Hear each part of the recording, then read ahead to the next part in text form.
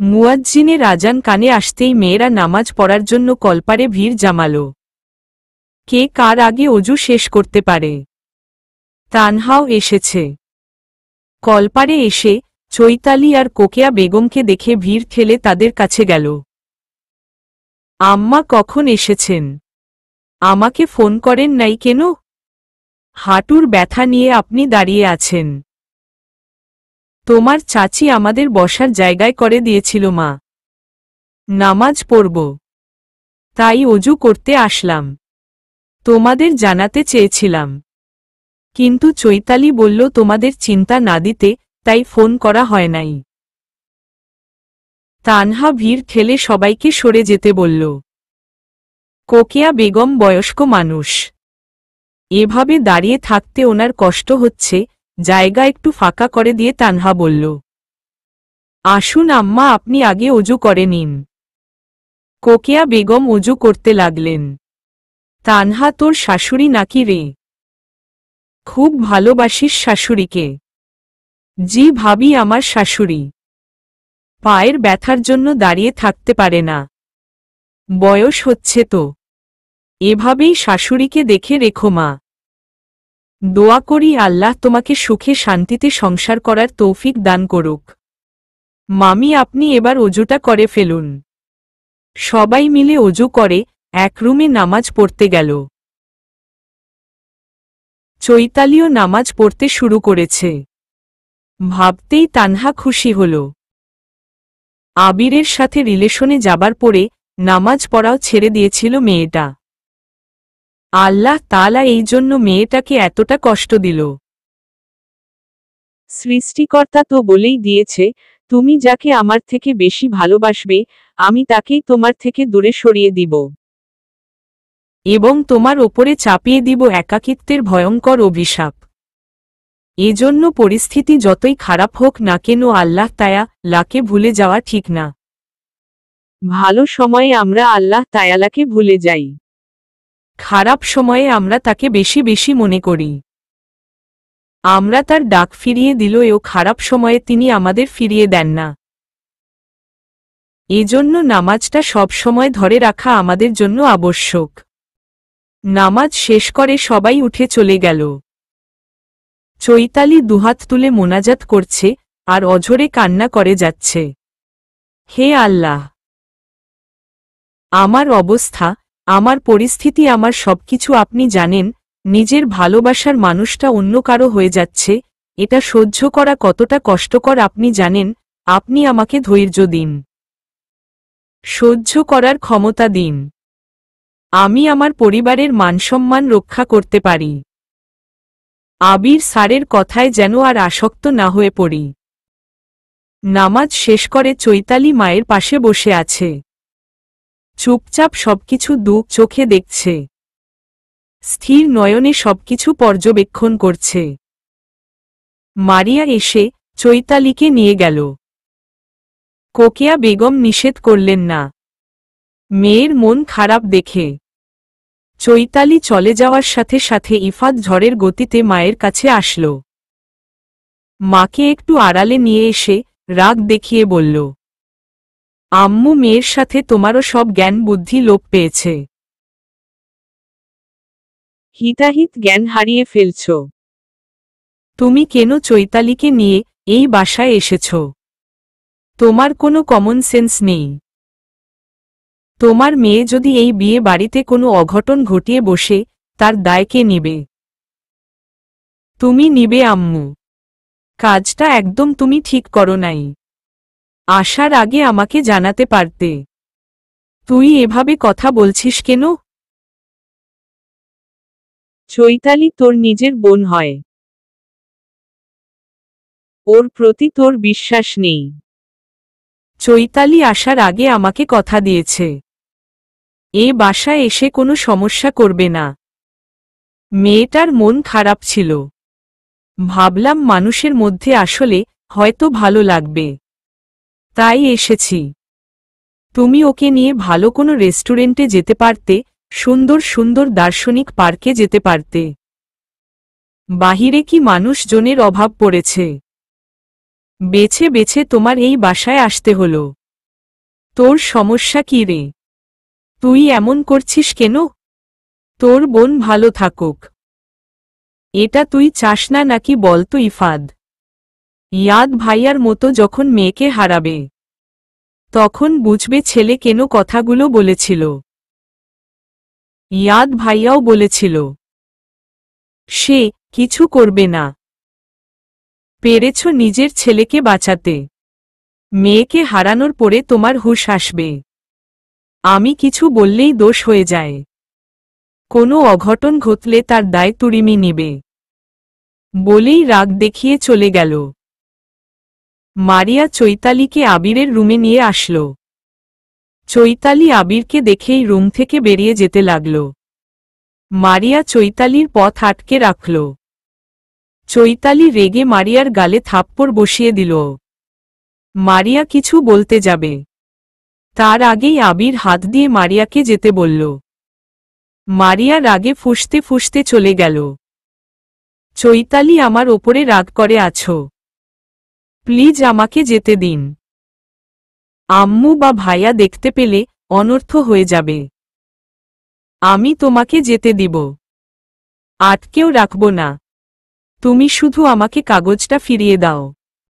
সে আপনি আমাকে আটকে রাখবেন না, সেটা আমি ভালো করেই জানি। কাগজটা আমার কাছে নেই, রুমে রাখো ছিলাম, খুঁজে পাচ্ছি না। কাগজটা তানহার কাছে আছে, তুমি এখন তানহার রুমে যাবে, ওর থেকে কাগজটা নিয়ে চলে আসবে। চৈতালি আবিরের কথায় পাত্তা না দিয়ে আবিরের দুহাত ধরে হাউমাউ করে কান্না করে দিল। স্যার চলুন না, আমরা পালিয়ে যাই, এখনো সময় আছে। আপনার বিয়েটা হয় নাই, আপনাকে নিয়ে দূরে কোথাও চলে যাব। এত দূরে চলে যাব, কেউ আমাদের খুঁজে পাবে না, আপনার গোলাম হয়ে থাকব। চলুন না, পালিয়ে যাই। আপনাকে ছাড়া আমি ভালো থাকতে পারছি না, আমার দম বন্ধ আসে, নিঃশ্বাস নিতে অনেক কষ্ট হয়, ভালো থাকতে পারছি না। এই মেয়েকে একটা কাজের জন্য ডেকে নিয়ে আসলাম। মরা কান্না জুড়ে দিল। চৈতালি আবিরের পায়ের কাছে বসে গেছে, দুই পা জড়িয়ে ধরে কান্না করছে। দৃশ্যটা এড়ালো না বাসার লোকজনের, মুহূর্তের মধ্যেই কানাঘুষা শুরু হয়ে গেল। বাসায় এক প্রকার ছি ছি রোল পড়ে গেল। ইফাদ আর তানহা দৌড়ে আবিরের রুমে আসল। চৈতালিকে আবিরের পায়ের নিচে বসে থাকতে দেখে ভিড় ঠেলে ভেতরে গেল ইফাদ। চৈতালিকে তুলে নিজের সবটুকু শক্তি দিয়ে কষে থাপ্পড় বসিয়ে দিল। এই প্রথম প্রাণপ্রিয় বোনের গায়ে হাত তুলল ইফাদ। নিজের আত্মসম্মান সবকিছু হারিয়ে ফেলছিস, এটা কেমন ব্যবহার তোর চৈতালি? এভাবে সবার সামনে আমাদের অপমান না করালেও পারতি। তোকে খুন করতে ইচ্ছে করছে, এভাবে সবার সামনে এত বড় মেয়ের শরীরে হাত দিয়েন না, বলল তানহা। ইফাদ কোনো কথা বলল না, বোনের হাত ধরে টানতে টানতে বাসার বাহিরে নিয়ে আসল। তানহা, যাও ব্যাগটা নিয়ে এসো, আম্মুকেও সাথে নিয়ে এসো, এক মুহূর্ত এই বাসায় থাকব না। তখন রাগ না দেখিয়ে কেন যে বাসায় চলে গেলাম না। নিজের ওপরে বেশ রাগ হচ্ছে ইফাদের। তানহা এক হাতে ব্যাগ আর এক হাতে কোকিয়া বেগমকে নিয়ে আসল। কোকিয়া বেগম মাথা নিচু করে আছেন, মুখ দিয়ে কোনো কথা বের হচ্ছে না। ইফাদ একটা গাড়ি ডেকে বাসায় চলে আসল। বাসায় এসে অনেক কথা শুনিয়েছে চৈতালিকে। ড্রয়িং রুমে সবাই দাঁড়িয়ে আছে। আম্মু, তুমি বলেছিলে তোমার ভালো মেয়ে কিছু করবে না, এখন রাস্তায় বের হয়ে দেখো সমাজের মানুষের মুখের কথা বিষের চেয়েও বেশি বিষাক্ত। আমি সমাজের মানুষের কথা পরোয়া করি না, কিন্তু আমরা এই সমাজে থাকি, সমাজের কিছু নিয়ম নীতি আছে। রাস্তায় যখন বের হব, চৈতালিকে নিয়ে দু কথা মানুষ আমাকে বলবে, তখন আমার কোথায় গিয়ে লাগবে। আমার চৈতালি এমন হয়ে গেল কেন? আমার চৈতালি এমন তো ছিল না, বললেন কোকেয়া বেগম। অনেক কথা শুনিয়েছেন, এবার একটু থামুন। মেয়েটার মাথার ওপরে চাপ পড়ছে প্রচুর, এতটা চাপ দেওয়া ঠিক না, বলল তানহা। তানহার কথা শেষ হবার সাথে সাথে চৈতালি উত্তর দিল, তুমি তো খুশি হয়েছ ভাবি। তুমি তো এটাই চেয়েছিলে, আল্লাহ তোমার মনের আশা পূর্ণ করে দিল। আজকে আমি যেভাবে কান্না করছি, একদিন তুমিও আমার মতো কান্না করবে। আমি যতটা কষ্ট পাচ্ছি, তার থেকে দ্বিগুণ কষ্ট তুমি পাবে। কখনো ভালো থাকতে পারবে না। আল্লাহ যেন তোমার কপাল থেকে সব সুখ কেড়ে নেয় ভাবি। তোমার কখনো ভালো হবে না। আমি তোমাকে কোনো দিন মাফ করব না।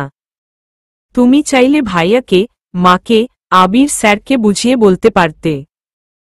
তোমার কথা সবাই রাখত। তুমি যদি সবাইকে রাজি করাতে, তাহলে প্রিয়া আপুর জায়গায় আমি থাকতাম। আল্লাহ তোমার কোনো দিন ভালো করবে না ভাবি। মানুষের বাচ্চা হয়ে থাকলে কখনো আমার সাথে কথা বলবে না।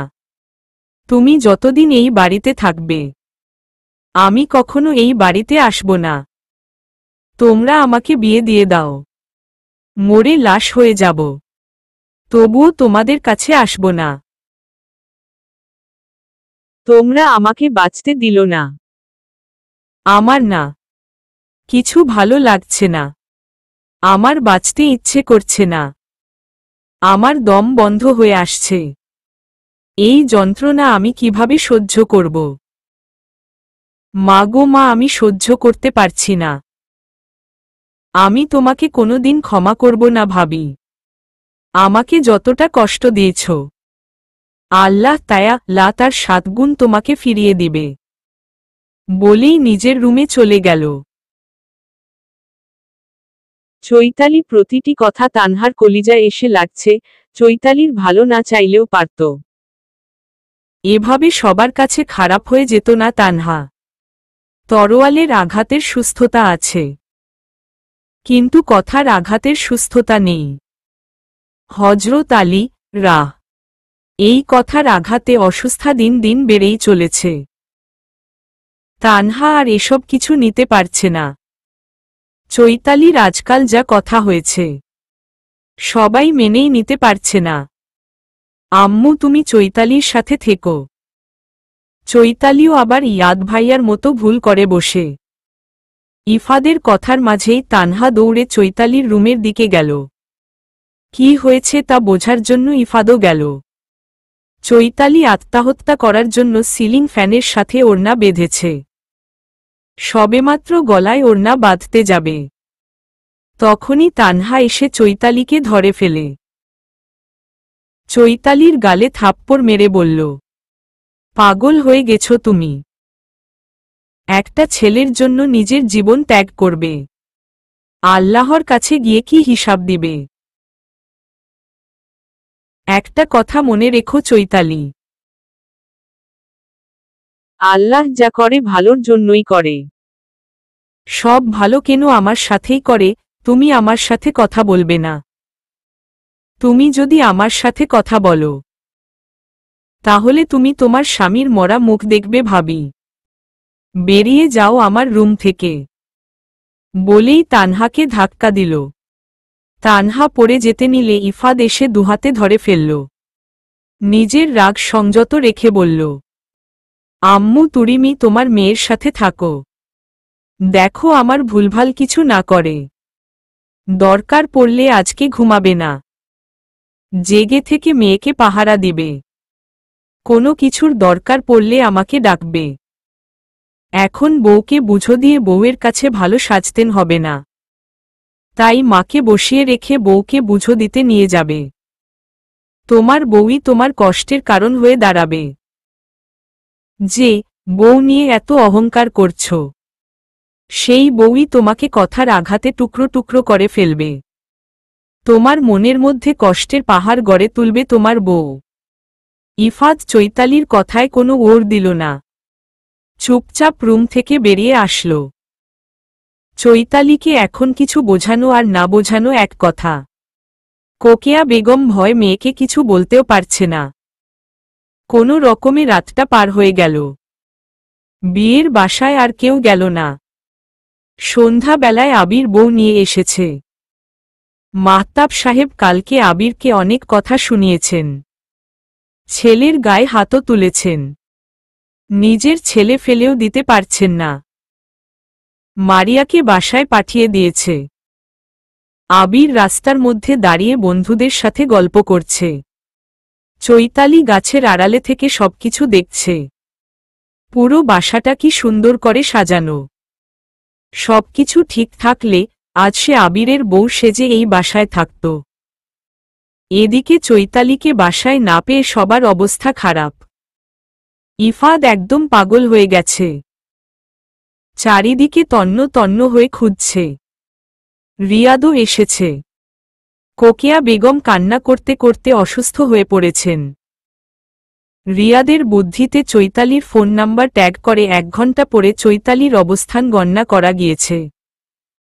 ততক্ষণে সন্ধ্যা হয়ে গিয়েছে। চৈতালি দুপুরে বাসা থেকে বের হয়েছে। ইফাদ অবস্থা জানা মাত্র 1 মুহূর্ত দেরি করল না। আবির ফোনে কথা বলতে বলতে হঠাৎ রাস্তার মাঝখানে চলে গেল। আবিরের বন্ধুরা আবিরকে সরে যেতে বলছে। আবির ফোনে মগ্ন হয়ে আছে। দ্রুত গতিতে একটা গাড়ি আবিরের দিকে এগিয়ে আসছে দেখে চৈতালি আর স্থির থাকতে পারল না। গাছের আড়াল থেকে বেরিয়ে আসল। আবিরের পেছনে গিয়ে বলল, আবির স্যার বলেই আবিরকে ধাক্কা দিয়ে সরিয়ে দিল। গাড়িটা চৈতালিকে রাস্তায় ফেলে দিয়ে দ্রুত গতিতে চলে গেল। চৈতালির রক্তে পুরো রাস্তা গোসল দিয়ে উঠল। ইফাদ চলেই এসেছিল। চৈতালিকে দৌড়ে যেতে দেখে চলন্ত গাড়ি থেকে ইফাদ লাফ দিয়েছে চৈতালিকে আটকানোর জন্য। শেষ রক্ষা হল না। আশেপাশে ভিড় জমা হয়ে গেল। আবিরের হুঁশ আসল। এই প্রথম মেয়েটার জন্য আবিরের খারাপ লাগছে। ইফাদ দৌড়ে চৈতালির কাছে আসল। তড়িঘড়ি করে চৈতালিকে কোলে তুলে নিল। চৈতালির রক্তে ইফাদের শুকনো শার্টটা ভিজে গেল। আবিরও ইফাদ আর রিয়াদের সাথে আসল। কাছের একটা হসপিটালে নেওয়া হলো চৈতালিকে। জরুরি বিভাগে নেওয়া হয়েছে চৈতালিকে। ডক্টররা রক্ত জোগাড় করে রাখতে বলেছে। ইফাদ পুরো হসপিটাল পাগলের মতো হয়ে ঘুরছে। মাথা কাজ করা বন্ধ করে দিয়েছে। মুখে যত কথাই বলুক না কেন, নিজের জীবনের থেকেও বেশি ভালোবাসে চৈতালিকে। রিয়াদ ইফাদের ফোন নিয়ে তানহাকে ফোন করে আসতে বলেছে। এখন ইফাদের পাশে তানহার থাকাটা খুবই জরুরি। তানহাকে হসপিটালে দেখে বিনা মেঘে বজ্রপাত হল। ইফাদ তানহার ওপরে চিৎকার দিয়ে উঠল। ইফাদের রাগার কারণ খুঁজে পেল না তানহ। ইফাদের প্রশ্নে ভাবনা থেকে বেরিয়ে আসল। তোমার লজ্জা করে না? লজ্জা আত্মসম্মান সবকিছু বিসর্জন দিয়ে ফেলছ। তুমি এসব কি বলছ? যে মেয়ে তোমাকে কালকে এতগুলো কথা শোনাল, তোমাকে জানয় তৈ বলে অভিশাপ করল, আজকে নির্লজ্জের মতো তাকে দেখতে চলে এলে। একটা স্বার্থপর মেয়ের জন্য এতটা দরদ দেখানো ভালো মনে করছি না, যতই নিজের বোন হোক না কেন। ইফাদ এসব তুই কি বলছিস? চৈতালি তোর নিজের বোন হয়। তুমি চুপ থাকো আম্মু। চৈতালি আমার বোন হলে তানহাও আমার বউ হয়। তুমি নিজের মেয়ের দিকটা দেখছ। তানহার কথা একবার ভেবেছিলে? মেয়েটা কাল সারারাত ঘুমোয় নাই, কান্না করেছে। আমি চোখের সামনে সবকিছু দেখেছি। ওর মাথায় ভরসার হাত রাখতে পারি নাই। কিভাবে রাখব বলো? নিজেকে অযোগ্য স্বামী বলে মনে হয়েছে। তানহা আমার থেকে ভালো কিছু ডিজার্ভ করে। কালকে নিজের বোনের কথা চিন্তা করে আমিও স্বার্থপর হয়ে গিয়েছিলাম। চৈতালি তানহাকে এতগুলো কথা বলল, আমি চুপ করে সবকিছু সহ্য করলাম। তুমিও মেয়েকে একটা কথাও বললে না। তানহা চৈতালির ভালোই চেয়েছিল। চৈতালির ভালো করতে গিয়ে তানহা হয়ে গেল সবার চোখের বিষ। চৈতালি যেমন আমার কলিজার টুকরা, তানহাও তেমন আমার অস্তিত্ব। তানহার মধ্যে আমি নিজেকে খুঁজে পাই। আমার মনের মধ্যখানিতে তানহার বসবাস। চৈতালি কালকে সেখানে আঘাত করেছে। চৈতালি শুধু তানহাকেই না, কালকে আমাকেও টুকরো টুকরো করে ফেলছে। মেয়ের হয়ে সাফাই গাইতে আসবে না।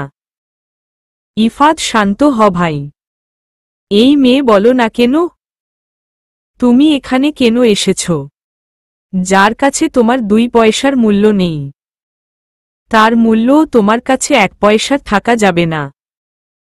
কোনো স্বার্থপর মেয়ের কথা তুমি ভাববে না। যাও, বাসায় চলে যাও। তুমি না ফোন ব্যবহার করতে ভালোবাসো? আজকে সারাদিন ফোন ব্যবহার করবে, কোথাও ঘুরতে যেতে ইচ্ছে করলে ঘুরতে যাবে। টাকা লাগলে আমাকে বলবে, আমি তোমাকে টাকা পাঠিয়ে দিব। তোমার ফ্রেন্ড নেই, আজকে সারাদিন তাদের সাথে ঘুরবে। তানহা চৈতালির কাছে থাকতে পারবে না। তাহলে তুই আছিস কেন? চৈতালি আমার বোন হয় না আম্মু, আমার রক্ত। একটা টান আছে না? কিন্তু তানহার টান থাকা যাবে না। ওকে আরো কঠিন হতে হবে। যতটা কঠিন হলে কেউ তানহাকে কথা শোনাতে পারবে না।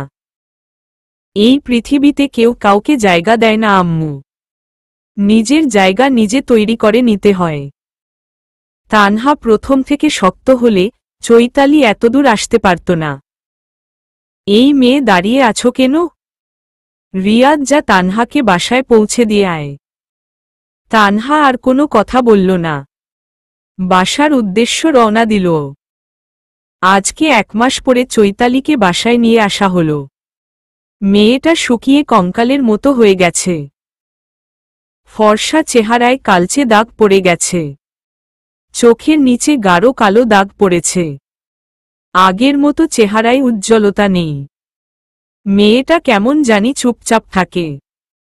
আস্তে আস্তে সবকিছু উপলব্ধি করতে পারছে।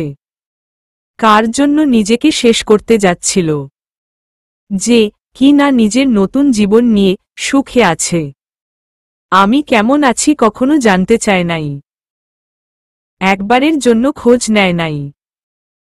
আর ভাবি সে কি আমাকে কখনো মাফ করবে? আমি তাকে যে কথাগুলো বলেছি তা কিভাবে ফিরিয়ে নিব?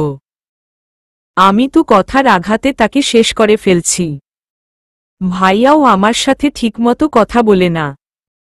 দরকার পড়লে আসে, বিনা কারণে আসে না। 1 মাসে তানহার দেখা পায়নি চৈতালি। ইফাত তানহাকে চৈতালির সামনে যেতে নিষেধ করেছে। কড়া আদেশ সে যেন চৈতালির সাথে কথা না বলে, বাসায় আসলে দেখা করতেও যেন না যায়। হাসিখুশি পরিবারটা নিমিষেই এলোমেলো হয়ে গেল। সবকিছু আমার জন্য হয়েছে। ভাবি একটা কথা ঠিক বলতো, মায়া কখনো সারা জীবন থাকে না। 1 মাস আগে যে পাগলামিটা ভেতর থেকে আসছিল, এখন ভেতর থেকে কোনো অনুভূতি আসছে না। দীর্ঘশ্বাস ফেলে নিজের রুমের দিকে গেল চৈতালি। ইফাদ রুমে প্রবেশ করে হাত তোয়ালে নিয়ে ফ্রেশ হতে চলে গেল। এই 1 মাস ইফাদ তানহার থেকে কেমন পালিয়ে পালিয়ে বেরিয়েছে। যতদূর চেষ্টা করেছে, তানহার থেকে দূরে দূরে থেকেছে। সেদিনের পরে তানহার চোখে চোখ রেখে কথা বলার সাহস হয় নাই। নিজেকে হতভাগা স্বামী মনে হয়।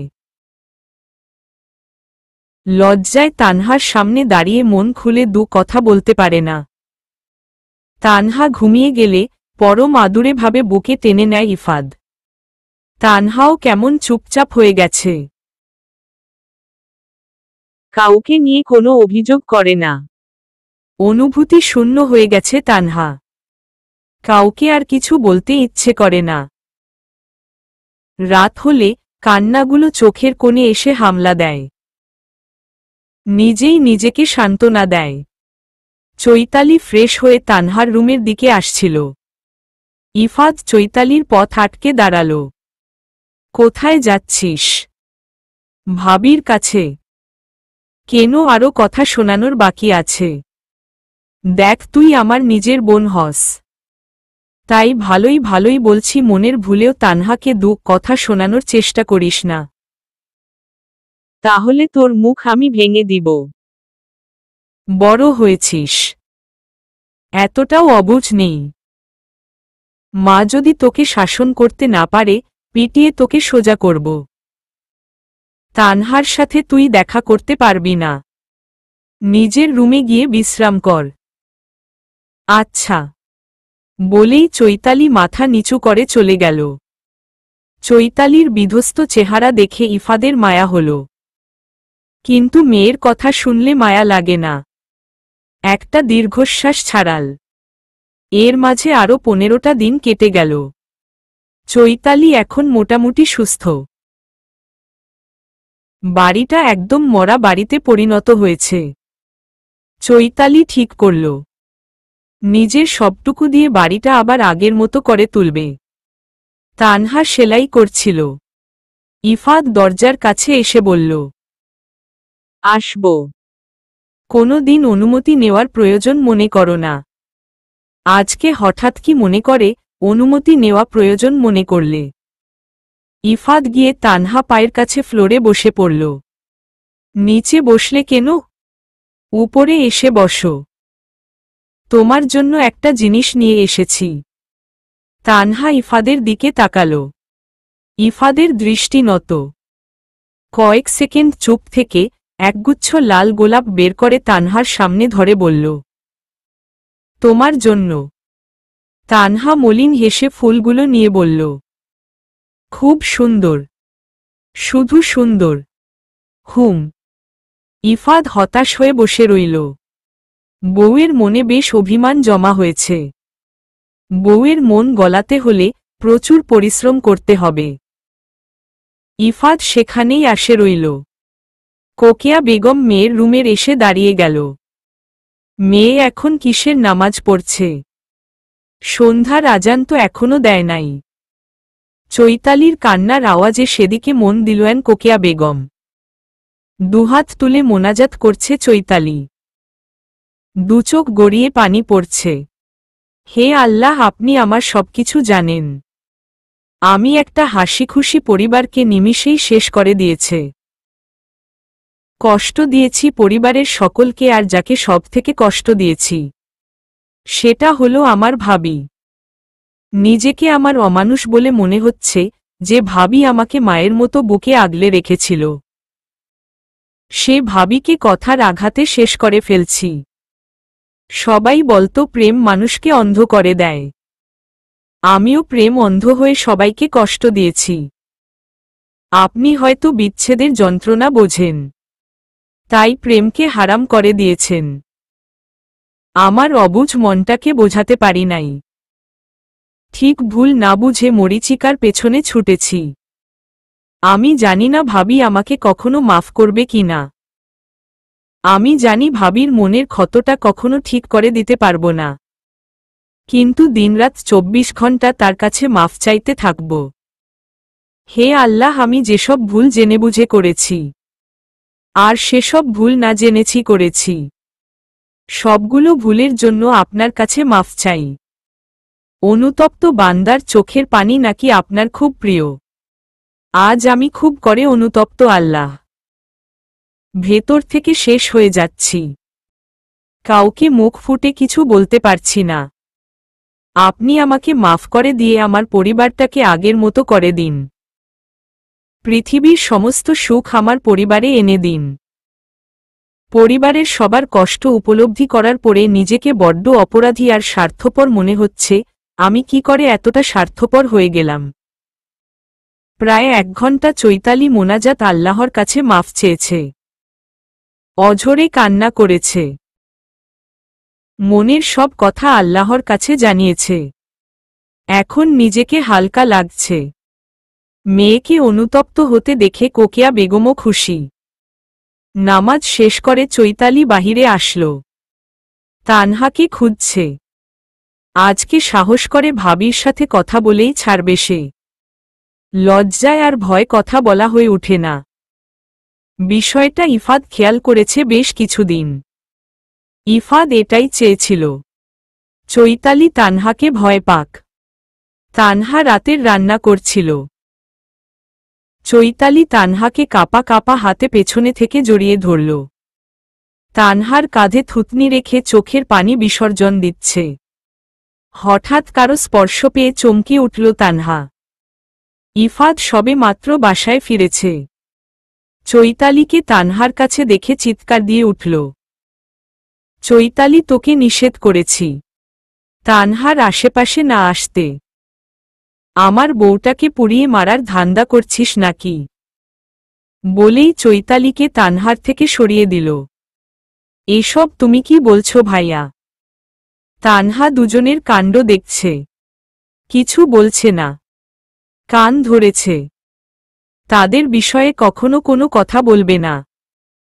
তারা যদি হ্যাঁ বলে তাহলে হ্যাঁ, তারা যদি না বলে তাহলে না। ইফাদ চৈতালিকে কিছু কথা শুনিয়ে রুমে পাঠিয়ে দিল। এই দেখো তোমার জন্য কি নিয়ে এসেছি, বলেই ঝালমুড়ি বের করে দিল। রাখো, পরে খেয়ে নিব। তুমি আমার সাথে এমন করছো কেন? কালকে ঘুরতে যাবে না? এখনো রেগে আছো আমার ওপরে? না। আমাকে ভালোবাসো না? একটু জোরেই বলল। বাবা রে, কি রাগ! এখন সে আমাকে ভালোবাসে না। এই কথা পাড়া প্রতিবেশীরা জানলে লজ্জায় আমি কারো সামনে মুখ দেখাতে পারবো না। সবার সামনে দাঁড়াতে আমার কতটা শরম করবে। তাহলে ঘর থেকে বের হবে না, তাহলেই আর শরম করবে না। মানুষটা কতদিন পরে তার শরমের কথা বলল। তানহা মনে মনে হাসল, কিন্তু বাহিরে প্রকাশ করল না।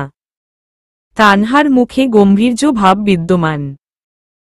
আমি তোমাকে আলু কেটে দেই না? তাহলে পেঁয়াজ কেটে দেই। এই আমি তোমাকে বলেছি আলু পেঁয়াজ কেটে দিতে। নিজের কাজ করো গিয়ে, আমাকে একদম বিরক্ত করবে না। এতদিন পরে নাটক করতে আসছে। আমার কোনো কাজ নেই, আমার তোমাকে কাজ করে দিতে ইচ্ছে করছে। এতই যখন কাজ করতে ইচ্ছে করছে, পুরো সপ্তাহের কাপড় জমা করে রেখেছ, পারলে সেগুলো ধুয়ে ফেলো যাও। আচ্ছা বলেই ইফাত চলে গেল। তানহা নিজের কাজে মনোযোগ দিল। আধা ঘন্টা পরে ওয়াশরুম থেকে কাপড় কাচার শব্দ ভেসে এলো। তানহা দৌড়ে ওয়াশরুমের দিকে গেল। ইফাত সত্যি সত্যি কাপড় ধুইতে শুরু করেছে। তানহার চোখ বড় বড় হয়ে গেল। মানুষটার মাথায় সমস্যা আছে নাকি? না হলে এই রাত করে কেউ কাপড় কাচে? তানহা ওয়াশরুমে গিয়ে সবকিছু নেড়েচেড়ে দেখতে লাগল। সবকিছু দেখে তানহার মাথায় হাত। দৌড়ে রুমে গেল। রুমে কয়টা কাপড় বাদে সবগুলো ইফাত ভিজিয়ে দিয়েছে। তানহা হাত দিয়ে নিজের কপালে দুবার বাড়ি মারল। রেগে মুখ দিয়ে বলল, ইফাদের বাচ্চা, আমার কাজ কমিয়ে দেওয়া বদলে আরো বাড়িয়ে দিয়েছে। বলেই ওয়াশরুমের দিকে আসল। এক বালতি পানি পুরোটাই ইফাদের মাথায় ঢেলে দিল। এবার তানহার শান্তি। ইফাদ বোকা বোকা মুখ করে তানহার দিকে চেয়ে রইল। এত কাপড় আমি কোথায় মেলে দিব? কেন ছাদে? তানহা রাগী দৃষ্টিতে ইফাদের দিকে তাকাল। ইফাদকে সরিয়ে দিয়ে কাপড়গুলো ধুইতে শুরু করল। তানহার দিকে তাকিয়ে ইফাদ নিজের ওপরে রাগ হল। বউয়ের কাজ কমাতে গিয়ে বাড়িয়ে দিলাম বলে সেও তানহার সাথে কাপড় ধুইতে শুরু করল। ভেজা কাপড় ফেলে রাখা যায় না, ভিজিয়ে রাখলে সকাল হতে হতে গন্ধ হয়ে যাবে। তানহা মুখ ভার করে রেখেছে। তানহা মুখ ভার করে আছে। ইফাত তানহার দিকে অসহায় দৃষ্টিতে তাকিয়ে আছে। মাঝে মাঝে কাপড়ে দু একটা বাড়ি দিচ্ছে। রাত করে কাপড় কাচার শব্দ পেয়ে কোকেয়া বেগম বাহিরে আসলেন। ওয়াশরুমের কাছে আসতেই চোখগুলো গোল গোল হয়ে গেল। অবাক দৃষ্টিতে ছেলে আর ছেলের বউয়ের দিকে তাকিয়ে আছেন। তানহা, তোমার কোনো কাণ্ড জ্ঞান নেই। তুমি রাত করে কাপড় ধুইতে আসছ? আমরা কি এতটাই খারাপ মা যে তুমি কাজ না করলে আমরা তোমাকে কথা শোনাব? কাপড়গুলো কালেও পরিষ্কার করতে পারতে। আম্মা, আমি কিছু বলবো না। আপনার গুণধর ছেলেকে বলেন।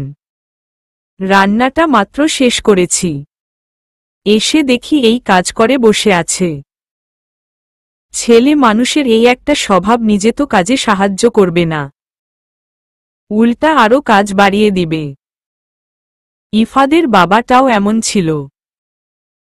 ছেলে ঠিক বাপের মতোই হয়েছে। সারাদিন মেয়েটা কাজ কাম করে। মেয়েটাকে একটু শান্তি দিস। কাজের লোক পেয়েছিস। আমিও এতটা কাজ করাই না তানহাকে দিয়ে। আম্মু, আমাকে বকছ কেন? আমি তো তানহার ভালোই করতে চেয়েছিলাম। কোকেয়া বেগম কিছু বললেন না। চৈতালির রুমের দিকে গেল। চৈতালি বই পড়ছিল। মাকে আসতে দেখে মায়ের দিকে তাকাল। কোকেয়া বেগম মেয়ের মাথায় হাত বুলিয়ে দিতে দিতে বলল, বিকেলে কিসের নামাজ পড়ছিলি মা? চৈতালির মায়ের কথায় চমকে উঠল। মা কি সবকিছু শুনে ফেলল? আসলে আম্মু, নফল নামাজ পড়ছিলাম। আছরের ওয়াক্ত থেকে মাগরিবের আগ পর্যন্ত কোনো নফল নামাজ আদায় হয় না মা। আমার রুমে হাদিসের বই আছে, সেখানে সবকিছু সুন্দরভাবে ব্যাখ্যা দেওয়া আছে। সঠিকটা জেনে নিস। আচ্ছা মা, আমি তো জানতাম না আম্মু। এখন জানলাম। এখন থেকে এমন ভুল আর হবে না। আমি ঘুমানোর আগে তোমার রুম থেকে হাদিসের বইটি নিয়ে এসে পড়ব।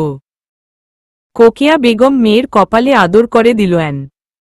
মেয়েটাকে দেখলে আজকাল বড্ড মায়া হয়। আম্মু, ভাবিকে বলো না।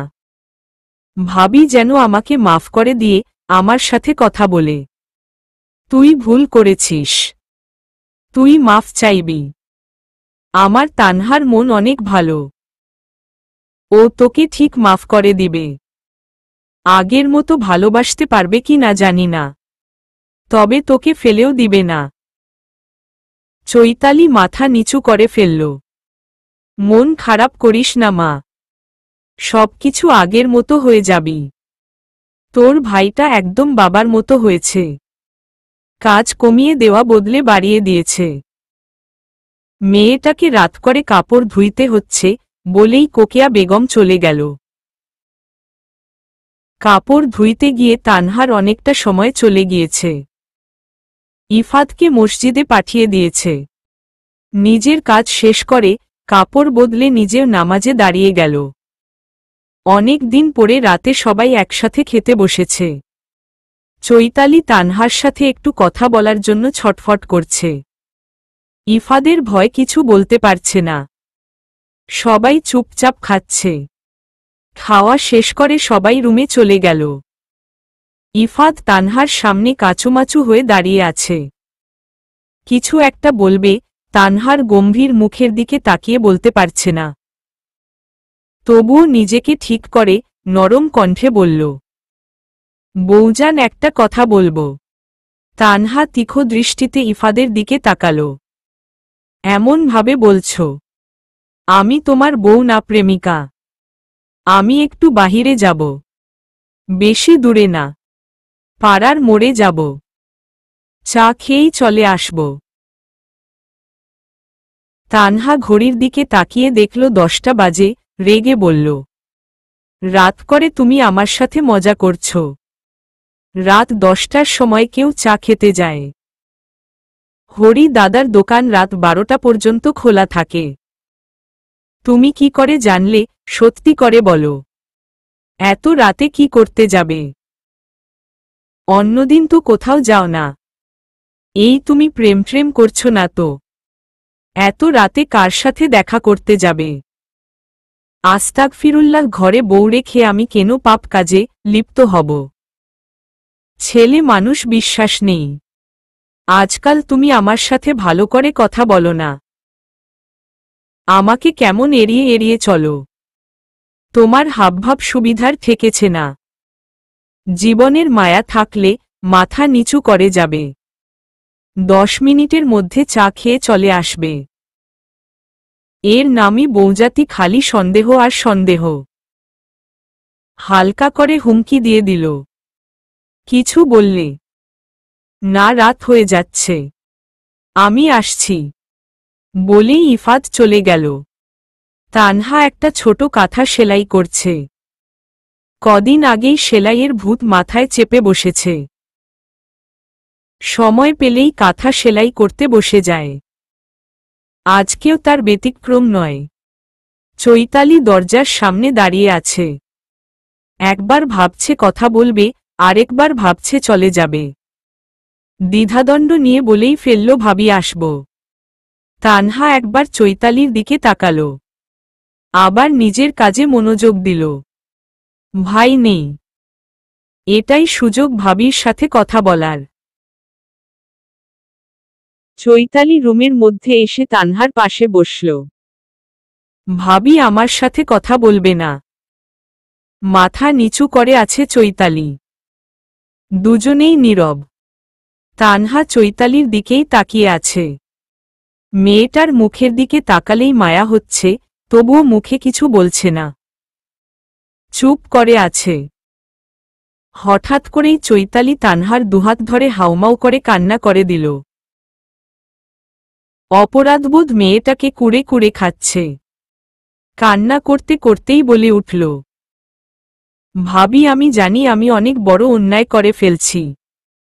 আমি তোমাকে মনে আঘাত দিয়ে অনেক কথা বলেছি। আমি সেসব কথা ফিরিয়ে নিতে পারবো না, তোমার কষ্টগুলো মুছে দিতে পারবো না। কিন্তু বিশ্বাস করো, আমি শপথ করতে পারি, আজকের পর থেকে তোমাকে আর কখনো কষ্ট দিব না। আমি আর এই অপরাধের বোঝা বইয়ে নিয়ে বেড়াতে পারছি না, ভেতর থেকে শেষ হয়ে যাচ্ছি। ও ভাবি নিজের বোন মনে করে আমাকে মাফ করে দাও না।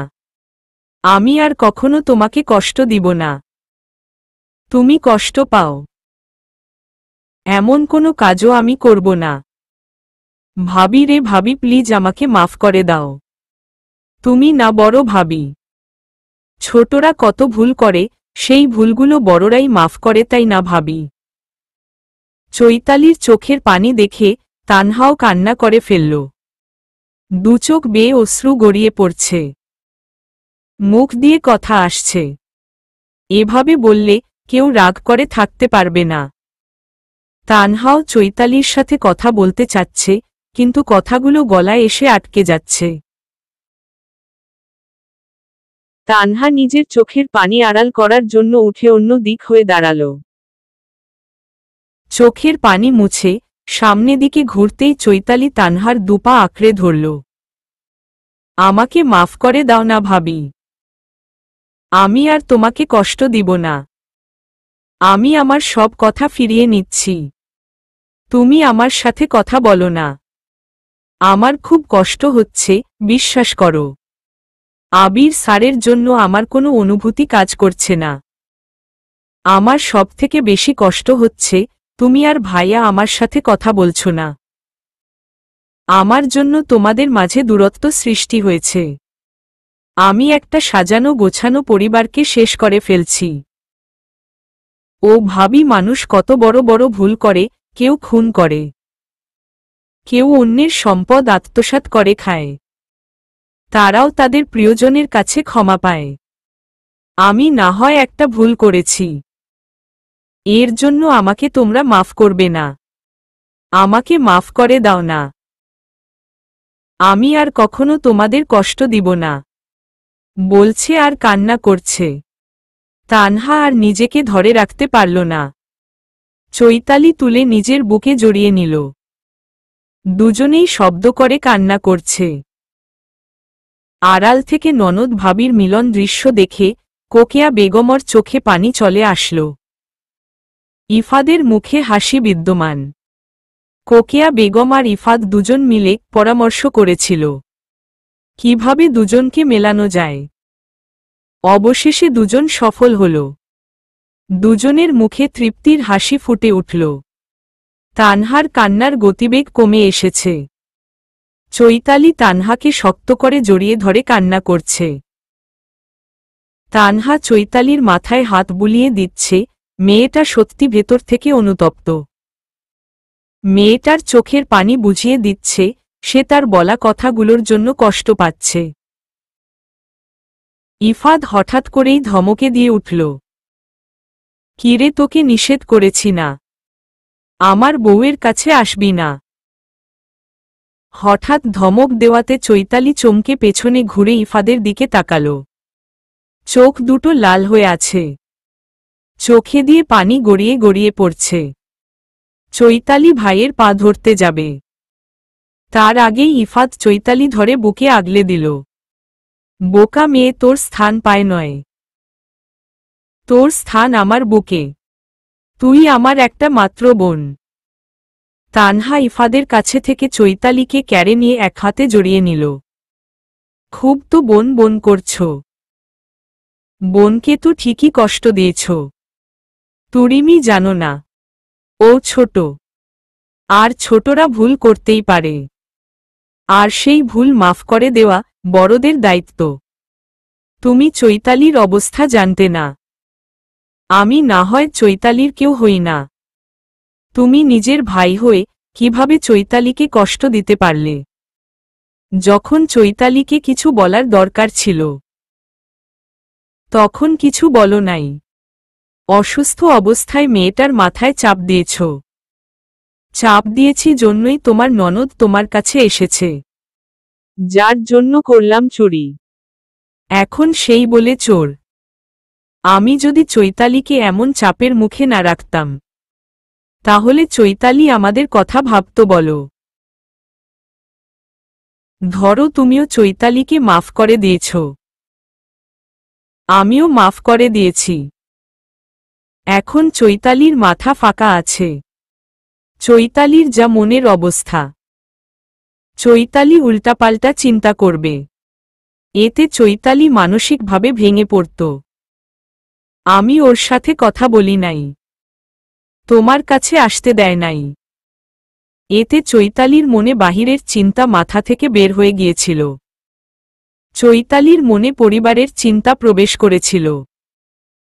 ভাই আমার সাথে কথা বলে না, ভাবির সাথে কথা বলতে দেয় না, কিভাবে সবকিছু ঠিক করা যায় সেসব ভাবছিল। অনুতপ্ত হয়েছে নিজের করা ভুলের জন্য। আমি যদি খারাপ ব্যবহার না করতাম তাহলে এসব করত, উল্টাপাল্টা চিন্তা করত। তাই কখনো কখনো কিছু ভালোর জন্য খারাপ করতে হয়। চৈতালি আমার নিজের বোন হয় না। ওর সাথে খারাপ ব্যবহার করতে আমার কষ্ট হয় নাই। তোমার সাথে কথা বলি নাই, কারণ এটা তোমার শাস্তি। চৈতালির অনেক বড় বড় ভুল তুমি লুকিয়ে গিয়েছ। একজনের সাথে খারাপ ব্যবহার করলে আরেকজন মন খারাপ করবে, তাই দুজনকেই শাস্তি দিয়েছি। এখন চৈতালি তানহাকে ভয় পাচ্ছে, নিজের ভুলের জন্য অনুশোচনা করছে। তানহা এখন সব কথা আমাকে বলে, কোনো কিছু লুকায় না। আমার খারাপ ব্যবহারের জন্য কাদের ভালো এবার বলো? ভাইয়া, তুমি কিন্তু খুব চালাক। আমি বিশ্বাস করতে পারছিলাম না আমার ভাইয়া আমার সাথে এমন ব্যবহার করছে। আমি তো এটাই ভুলে গিয়েছিলাম আমার ভাইয়া ঠান্ডা মাথার মানুষ। ইফাদ আবার ধমকে উঠল, এই তুই আবার আমার বউয়ের কাছে গিয়েছিস? আজকে তোর একদিন কি আমার একদিন? চৈতালি অসহায় দৃষ্টিতে তাকাল। কোকেয়া বেগম ইফাদের দিকে তাকিয়ে বলল, আহ ইফাদ, মেয়েটাকে আর ভয় দেখাস না। মেয়েটা এমনি অনেক কষ্ট পেয়েছে। আর চৈতালি কথায় কথায় কারো পায়ে হাত দিবি না। আল্লাহ ছাড়া কারো সামনে মাথা নত করবি না। এক কথা কতদিন বলতে হয়। জেনে শুনে এই ভুলগুলো আমরা অনেকেই করি। এসব ভুল আর কখনো করবি না, মনে থাকবে। চৈতালি মাথা নাড়িয়ে সম্মতি জানাল। কতদিন পরে মেয়েটার মুখটা হাস্যোজ্জ্বল হয়ে উঠল। খুশি হয়ে বলল, আম্মু আমি আজকে আমার বউকে আমার রুমে নিয়ে যাব, আর সারারাত মাফ চাইব। ইফাদ ভ্রু কুঁচকে চৈতালির দিকে তাকাল। গম্ভীর কণ্ঠে বলল, তানহা তোর বউ মানে তোর সাহস কম না। আমার বউকে নিজের বউ বলে দাবি করছিস। দেখ বোন, তুই আমার কলিজার বোন, তোকে সবকিছু দেওয়ার চেষ্টা করি। আমাকে মাফ কর, আমার বউয়ের ভাগ দিতে পারবো না। তোমার বউ মানে আমার বউ, আমাদের বউ, এই বাড়ির বউ, তার মানে ভাবি এই বাড়ির সবার বউ। চৈতালির কথা শুনে সবাই হেসে দিল। ইফাদ মুখটা গম্ভীর করে রাখল। ইফাদের গম্ভীর মুখের দিকে তাকিয়ে সবাই শব্দ করেই হেসে দিল। তানহা রান্না করছে, চৈতালি তানহার পাশে গালে হাত দিয়ে বসে আছে। মনে হচ্ছে চৈতালির কেউ নেই, অনাথ এতিম মেয়ে। চৈতালি মন খারাপ করে বলল, ভাবি তুমি আগের মতো নেই, কেমন জানি বড় ভাবি ভাবি ভাব চলে আসছে। আমার সাথে আগের মতো বেশি কথাও বলো না। তুমি আমাকে মন থেকে মাফ করতে পারোনি। দেখো চৈতালি তরোয়ালের আঘাতের সুস্থতা আছে, কিন্তু কথার আঘাতের সুস্থতা নেই। তুমি আমাকে যেসব কথা বলেছ, কথাগুলোর ওজন অনেক বেশি। তুমি বলেছ, তাই তোমার কাছে বেশি কিছু মনে হচ্ছে না। কিন্তু আমি শুনেছি, আমি জানি আর আমার আল্লাহ জানে আমাকে কতটা ক্ষত করেছে তোমার কথাগুলো। আমাকে একটু সময় দাও, আমি সময়ের সাথে সবকিছু ভুলে যাবার চেষ্টায় আছি। ভুল মানুষের পাল্লায় পড়ে কিভাবে তোমাকে কষ্ট দিলাম, এখন আফসোস হচ্ছে জানো ভাবি। এমন ভুল কেউ যেন কোনো দিন না করে। সবকিছু সহ্য করা যায়, কিন্তু পরিবারের মানুষের কষ্ট সহ্য করা যায় না। পরিবারের মানুষকে কষ্ট দিতে গিয়ে নিজেই ঠকে গেলাম। নারীরা সবচেয়ে বেশি কষ্ট পায় কেন জানো? অতিরিক্ত মায়ার কারণে। আল্লাহ তাআলা প্রতিটি মাবনদের অতিরিক্ত মায়ার থেকে হেফাজত করুন আমিন। শুনো চৈতালি জীবনে যাই করবে তাই করবে, কখনো কোনো ভুল ব্যক্তির মায় অতিরিক্ত মাত্রায় পড়া যাবে না। কারণ মানুষ যখন দুনিয়ার মায় পড়ে তখন সে আখেরাতকে ভুলে যায়। আর মানুষ যখন ভুল মানুষের মায় পড়ে তখন সে নিজের ব্যক্তিত্ব আর অস্তিত্ব দুটোই ভুলে যায়। তুমি জীবনকে জান্নাত বানাবে নাকি জাহান্নাম বানাবে, এখন সিদ্ধান্ত তোমার। আজ থেকে কাউকে অতিরিক্ত মাত্রায় মায়া করা যাবে না। তুমি আবির ভাইয়ের মায় পড়ে নিজের ব্যক্তিত্ব আর অস্তিত্ব দুটোই ভুলে গিয়েছিলে, নিজেকে কতটা নিচে নামিয়ে ফেলছিলে বলতো। জীবন থেকে শিক্ষা নাও চৈতালি। এখন থেকে কোনো কিছু করার আগে 10 বার ভাববে, পরিবারকে জানাবে। কাউকে বিশ্বাস করার আগে তাকে যাচাই বাছাই করে নিবে। নিজকে এমনভাবে গড়ে তুলো সবাই তোমাকে দেখে আফসোস করে। চৈতালি আবার কান্না করছে, চোখের পানি মুছে বলল, আমি আর তোমাদের কষ্ট দিব না ভাবি। তোমাকে যে আঘাত করেছি তার জন্য নিজেকে কখনো ক্ষমা করতে পারবো না। আমরা ক্ষমা করার কেউ না চৈতালি, ক্ষমা করার মালিক আল্লাহ। তুমি মন থেকে অনুতপ্ত হলে তিনি ঠিক তোমাকে মাফ করে দিবেন। তানহার সাথে চৈতালি কথা বলছিল। ইফাদ এসে চৈতালি পাশে চৈতালির মতো গালে হাত দিয়ে বসল। দুজনই ইফাদের দিকে তাকালো। ভাইয়া তুমি এভাবে গাল হাত দিয়ে বসে আছো কেন? আমার বউ আমার সাথে রাগ করে আছে। বউ তো অনেক ভালো। অন্য কোনো মেয়ে হলে সংসার ছেড়ে কবেই চলে যেত। ভাগ্য করে একটা বউ পেয়েছ। তোরা প্লিজ আমার দিকে এভাবে তাকিয়ে থাকিস না। এভাবে তাকিয়ে থাকলে আমার শরম করে। তানহা মুখ ঘুরিয়ে নিল। চৈতালি ভাইয়ের কথা শুনে হাসছে। ইফাত চৈতালির চোখের পানি মুছে দিয়ে বলল, শোন, কিছু কান্না তুলে রাখো। দেশের যে অবস্থা, কবে জানি পানির অভাব পড়ে। তখন না হয় তুই তোর চোখের পানি দিয়ে সাধারণ জনগণের উপকার করসি। এই নে তোর 7,000 টাকা। বিকালে গিয়ে তোর পছন্দের আংটি টানিয়ে আসিস। চৈতালি খুশি হয়ে ভাইয়ের দিকে তাকাল। খুশিতে উৎফুল্ল হয়ে বলল, ভাইয়া তোমার মনেই আছে। আজকেই যাব। ও ভাবি দুজনেই আছো? তোমাদের একটা কথা বলতে চাই। আমার বউকে নিয়ে বাদে বলবি। তোমার বউকেই লাগবে। তোমার বউকে নিয়ে অচিন দেশে হারিয়ে যাব। কেউ আমাদের খুঁজে পাবে না। আমরা বনে বাদারে ঘুরে বেড়াব। কি বলতে চাইছ? আসল কথা বলো চৈতালি। ভাইয়া আমি চাকরি করতে চাই। আমার বাসায় থাকতে ভালো লাগে না। নিজেকে খুব একা মনে করি। তোমরা যদি অনুমতি দাও, আমি প্রতিষ্ঠিত হতে চাই। এক লাফে গাছে ওঠা যায় না। আমি ছোট থেকে বড় হতে চাই। তোমাদের সবার দায়িত্ব নিতে চাই। তুমি তোমার সুন্দর জীবনটা আমাদের সুখের জন্য ত্যাগ করেছ।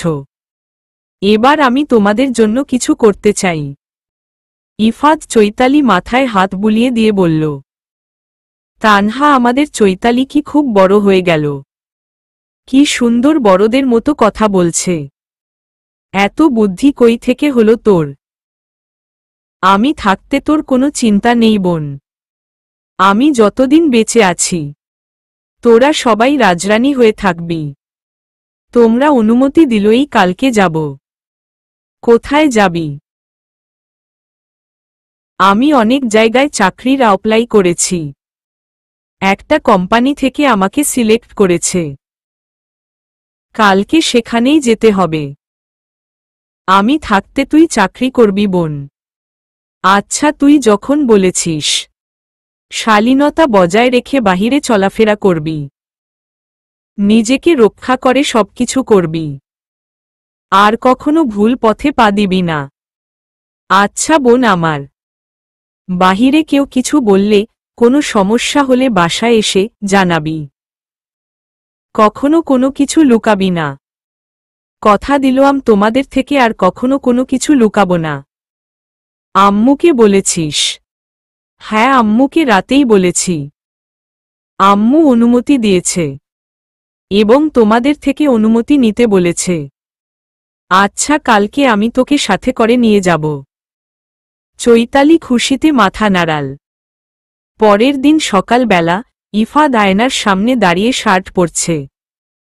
মাথায় চিরুনি করেছে সুন্দর করে। তানহা পেছনে কোমরে হাত দিয়ে দাঁড়িয়ে আছে। ইফাত হাতে ঘড়ি পরছিল। তানহা এসে ইফাতকে নিজের দিকে ঘোরাল।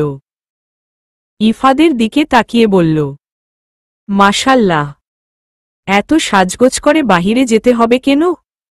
যাচ্ছ তো চৈতালির সাথে, সেখানে নিশ্চয়ই অনেক মেয়ে আছে। তাদের দেখানোর জন্য এত সুন্দর করে সেজে যাচ্ছ। আস্তাগফিরুল্লাহ, ঘরে বউ রেখে আমি কেন অন্য মেয়েদের জন্য সাজব? ঘরের বউয়ের জন্য সাজেছ। ঘরের বউ দেখেছে। বলতে বলতে ইফাদের শার্টের ওপরের দুটো বোতাম লাগিয়ে দিল। চুলগুলো এলোমেলো করে দিয়ে চুলে নারিকেল তেল দিয়ে দিল। হালকা করে মুখেও দিয়ে দিল। ইফাদ হতভম্ব হয়ে তানহার দিকে তাকিয়ে আছে।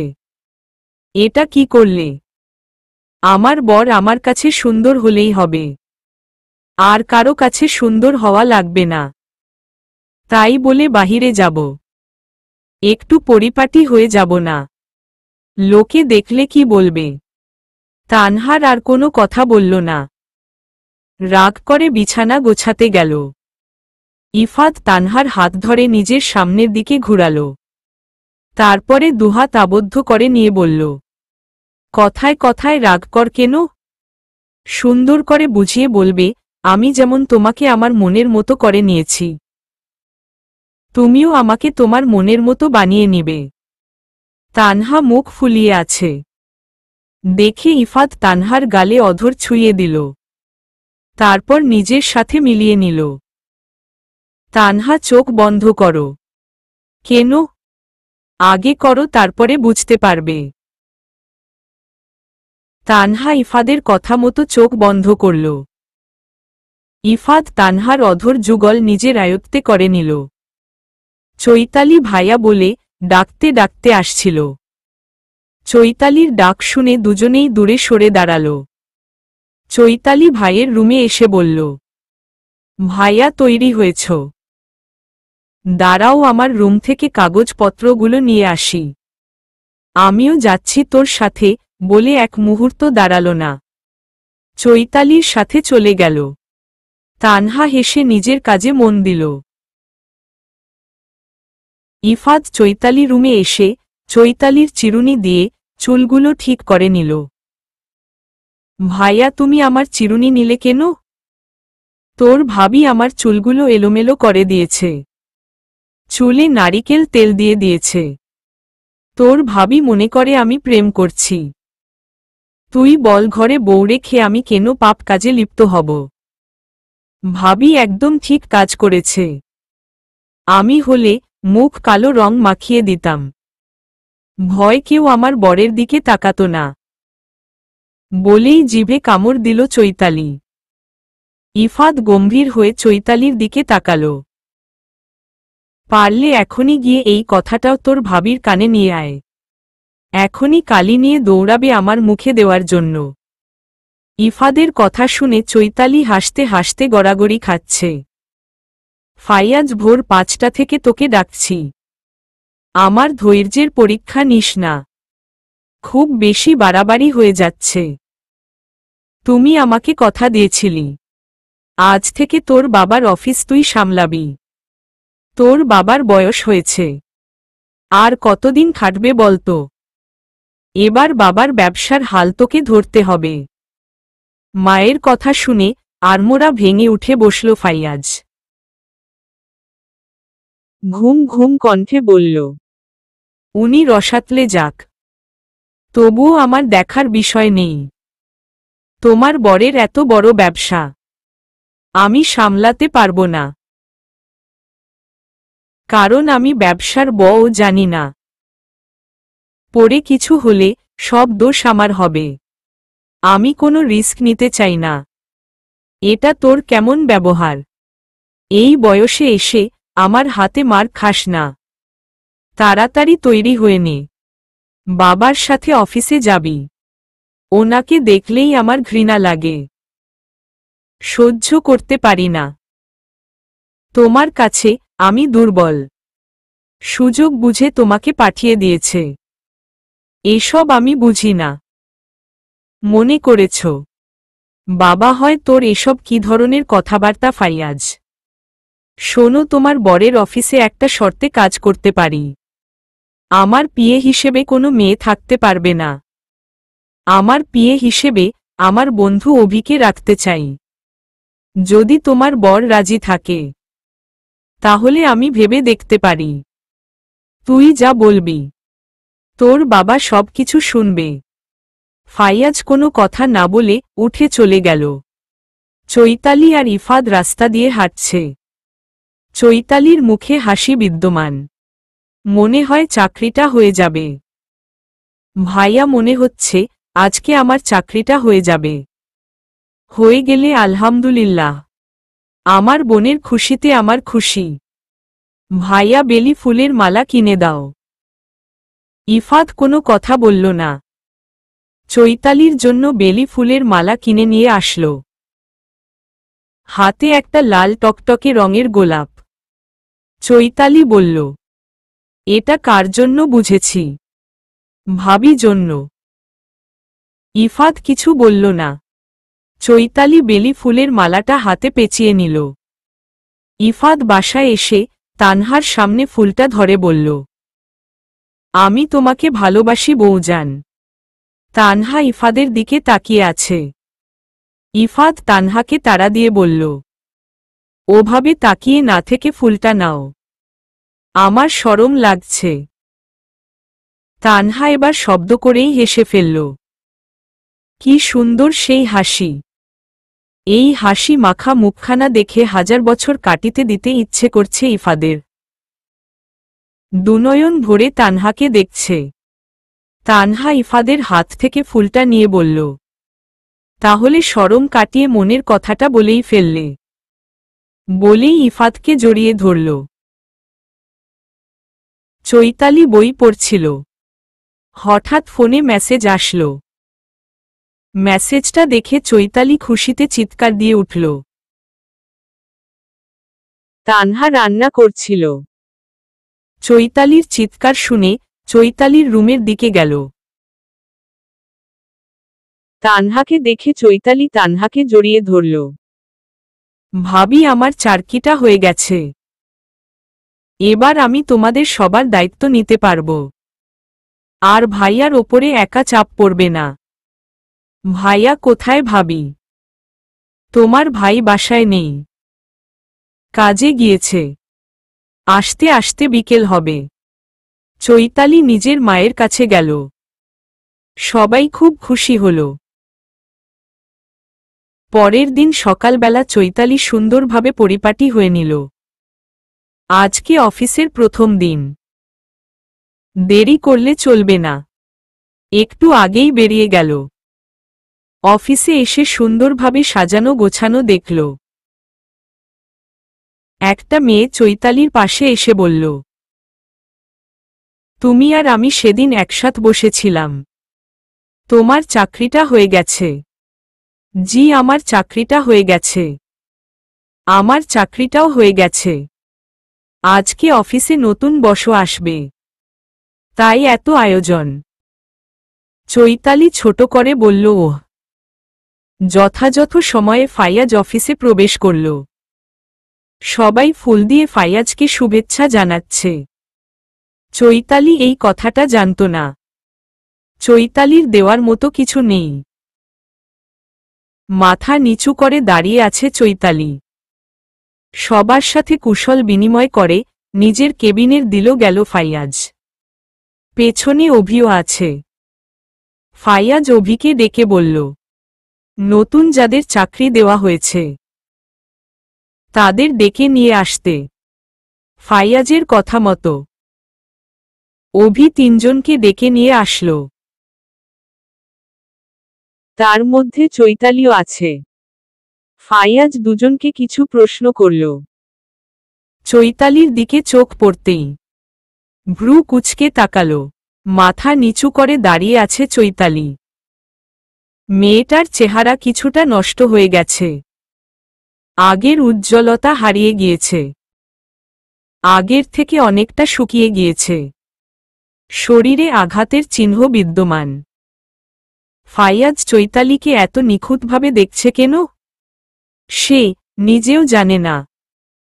বাকি দুজনকে চলে যেতে বলল। সবাই চলে যেতেই চৈতালিকে বসতে বলল। চৈতালি ফাইয়াজের কথা মতো বসল। স্যারের ছাত্রী আমার অফিসে, আজকে তোমার স্যার তোমার সাথে আসে নাই। দুঃখিত, কিছু মনে করবেন না। আমি এখানে কাজ করতে এসেছি, ব্যক্তিগত কথা বলতে আসি নাই। তুমি এবার আসতে পারো।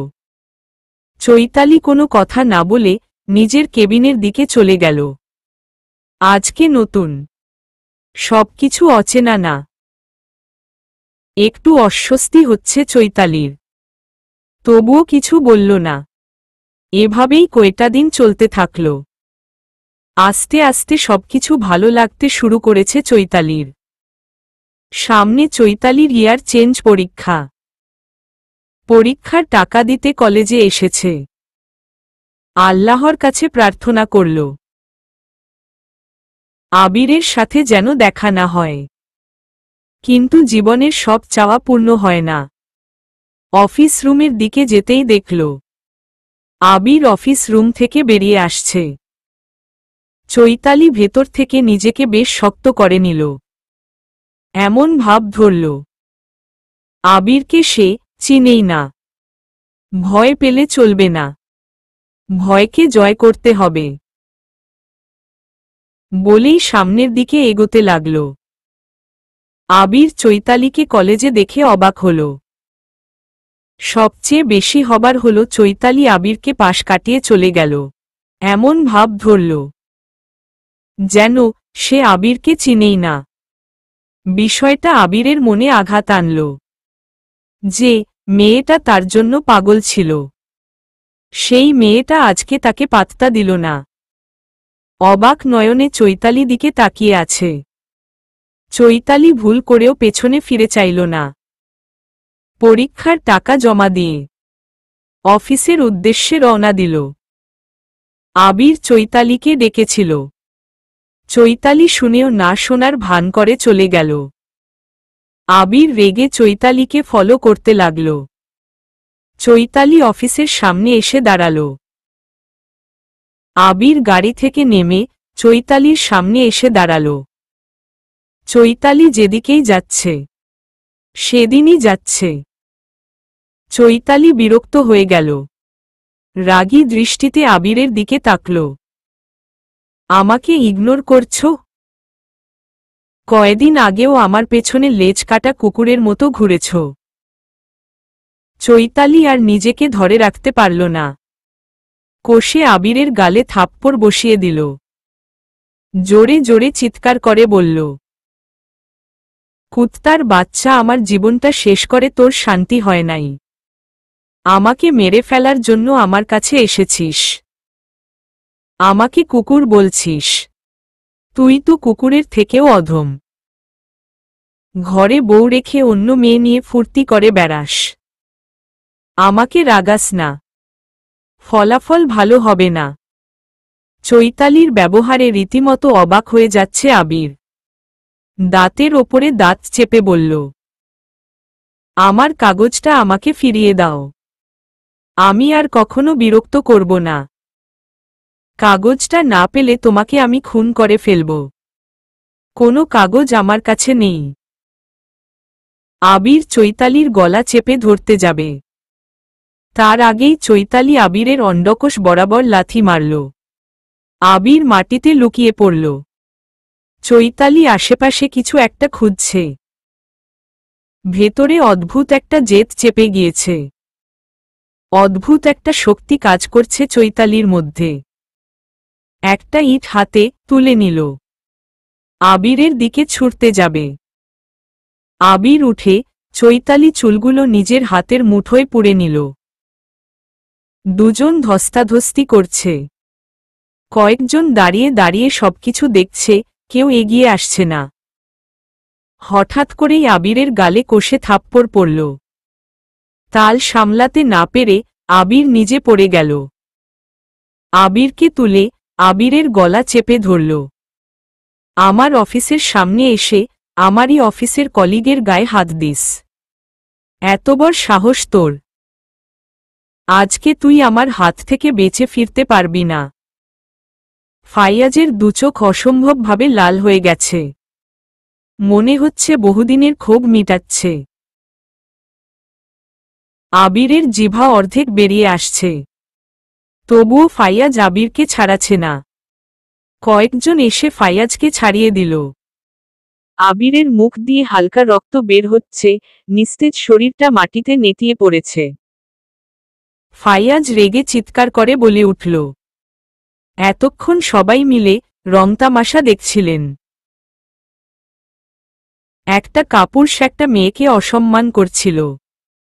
তখন সবাই তাকিয়ে তাকিয়ে দেখছিলেন। একটা অমানুষকে বাঁচাতে সবাই ছুটে এলেন।